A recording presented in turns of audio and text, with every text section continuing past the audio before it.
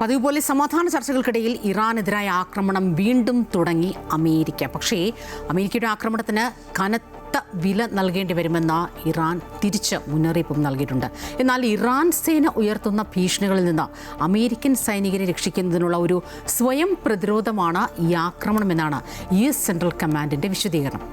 അമേരിക്കയുടെ MQ-9 Reaper drone ഇന്ന് വെടിവെച്ചിട്ടതായി ഇറാന്റെ ഇസ്ലാമിക് റവല്യൂഷണറി ഗാർഡ് കോർപ്സ് അവകാശവാദവും ഉന്നയിച്ചു. ഏപ്രിൽ 8-ന് നിലവിൽ വന്ന വെടിനിർത്തൽ കരാറിന്റെ ലംഘനമാണ് അമേരിക്ക നടത്തിയിരിക്കുന്നത്. ഹോർമൂസ് കടലിടുക്കിൽ സ്ഥിതി ചെയ്യുന്ന ഇറാനിയൻ നാവികത്താവളം ലക്ഷ്യമിട്ടായിരുന്നു ആക്രമണം. ഹോർമൂസിൽ മൈനുകൾ സ്ഥാപിക്കുന്ന വെസലുകൾക്ക് നേരെയും ഡ്രോൺ ആക്രമണം ഉണ്ടായി. ഇറാനിയൻ സേന ഉയർത്തുന്ന ഭീഷണികളിൽ നിന്ന് അമേരിക്കൻ സൈനികരെ രക്ഷിക്കുന്നതിനുള്ള സ്വയം പ്രതിരോധമാണ് ആക്രമണമെന്നാണ് US സെൻട്രൽ കമാൻഡ് വിശദീകരിക്കുന്നത്.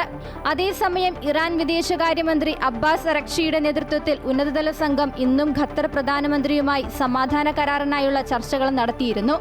60% വരെ സമ്പുഷ്ടീകരിച്ച യുറേനിയം അമേരിക്കയ്ക്ക് കൈമാറുകയോ അല്ലെങ്കിൽ അതാത് ആണവ കേന്ദ്രത്തിൽ വെച്ച് തന്നെ നശിപ്പിക്കുകയോ ചെയ്യണമെന്ന നിബന്ധനയും അമേരിക്ക മുന്നോട്ട് വയ്ക്കുന്നു.